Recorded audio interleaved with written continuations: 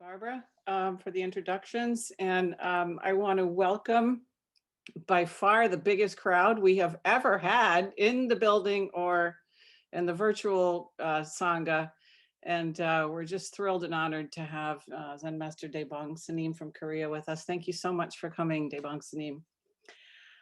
With all of you guys here, typically the intro speaker gives a little instruction on what is Zen, how to practice Zen, why to practice Zen. But in looking across the room here, I think I see mostly fairly experienced Sangha members. And in the interest of giving the floor over to Daebong Sanim, I just want to give a short introduction and let him have the floor, because I'm sure you have a lot of questions for him.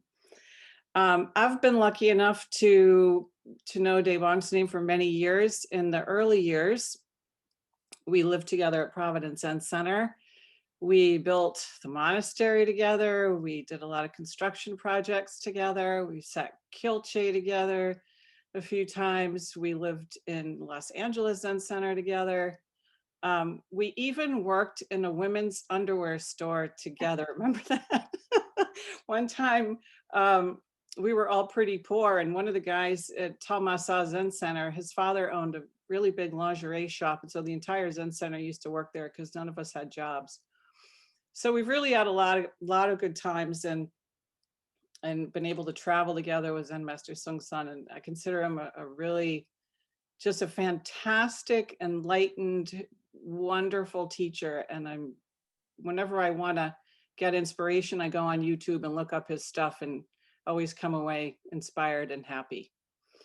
So, Zen means just now mind, and keeping our mind and our body in the same place at the same time. And I want to share a couple stories and then turn it over to Daebong Sanim. So one story was in Los Angeles. We were in our early 20s at the time, and living in the Zen Center, getting up at 4:30 in the morning, we didn't have much of a nightlife at all, because it was just too much of a payback the next day if you went out the night before. But this one particular night, I did go out. I don't think Daebong Sanim went out, but I did.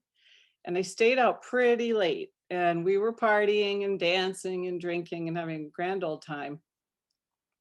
And of course, I got home at like 1 a.m. or something. And unfortunately, there was a retreat starting in 3 hours with Zen Master Sung San. And that time, Daebong Sanim was the head Dharma teacher, seated on one side of the altar. And I was the Moktak master, so I was on the other side of the altar. And the way it works, for those of you who don't know, the Moktak master gets the first interview with the Zen master. Well, my body was in the Dharma room, but my mind was still back in my bed, I think, half asleep. And so since we were good buddies, after bows, I went up to him. At the time, his name was Domun Sanim. I went up to him and I said, Domun Sanim, can you do me a favor? Can I have the last interview today? Because I'm really I'm not all here. And I thought for sure he was going to say, oh, of course, no problem. Yeah, sure. But instead, he looked at me and he sort of strongly, not yelling, but very strongly said to me, no way. If you're about to get hit by a car, do you think you can turn around and say to the car, stop, I need 3 more minutes before I die? All you have is just this moment. And I was so surprised and shocked. And of course, I went in and had the interview with Zen Master Sung San, but that teaching always stayed with me. He said, if you're about to get hit by a car, you can't just turn around and say to the car, wait, I need a minute. That's not how life works. And so I've always really thought about that, and also about how in this moment, what's most important is keeping a clear mind, no matter what the conditions. We all have different moments in our life. Sometimes we're clear, and sometimes we're foggy, and sometimes things are hard, and sometimes they're easy, and sometimes we have many obligations and burdens, and we feel weighed down by those things. But our practice means in this moment, if we can just let go, or as we say, put it all down, then our mind and body come together and we can just be present, clear seeing, clear hearing, clear smelling, tasting, touching, thinking, feeling. So that was one big teaching that you gave me, Debong Sanim, that I've always carried with me. So thank you for that. Um, another little moment I wanted to share that's kind of along the same lines, a little different, has to do with taking out the trash this morning. So this morning is today's trash day and in our neighborhood, and I pulled the drawer out where, you know how you have those drawers where you keep the garbage cans inside. So I pull it open and I'm picking up the hefty bag, and it's a white bag with a red string. And I pull the string together and I'm walking out into the driveway. And as I'm walking out, this realization comes into my mind, and it's just this thought appeared in my mind, and it says to me, this is one less time that I get to take out the trash in this lifetime. I get this all the time. Like, if I finish a shampoo container and throw it in the trash, it's like, that's one less shampoo bottle I'll ever touch, and so I open the lid of the trash can and threw the trash in. It just kind of lands with a flump. And I look down and I see this white bag and this red drawstring, and it's starting to sound like spring a little bit. The birds are sounding different than they did a few weeks ago.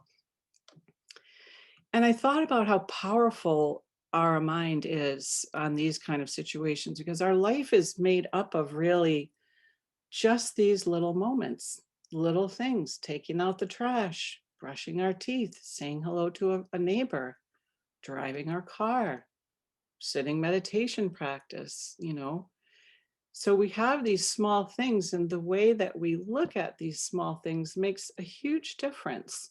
And it particularly hit me today with the trash because, trash is smelly and trash is a chore. And usually we think of trash as something disgusting. But in that moment when that appeared, it was like, this is an opportunity and this is a blessing. And I felt incredible appreciation just to be able to have the gift of being able to do something like that, to just take out the trash. So we say, all things are created by the mind alone. And this mind that we bring to the table is really important. And it makes the difference between seeing something as, an obligation or a chore or something that we resent, or appreciating the gift of the truth of the universe in this moment. It's incredible. So practicing means, basically being able to have those moments more and more. How do we do that? So Zen means when you're doing something, just do it, right? So we're going to have a retreat this weekend, and I always give this instruction in the beginning of the meditation, and I learned it from a Vipassana teacher named Jack Cornfield, who used this analogy once in a Vipassana retreat. And I guess in a book by James Joyce, he describes a character, and the character's name is Mr. Duffy. And the way he describes Mr. Duffy is he said in the story, Mr. Duffy lived a short distance from his body. And so I really like that, because I think it describes so clearly how most of us live our lives. We're usually somewhat removed from our experience, where our mind is somewhere, but it's not together with our body.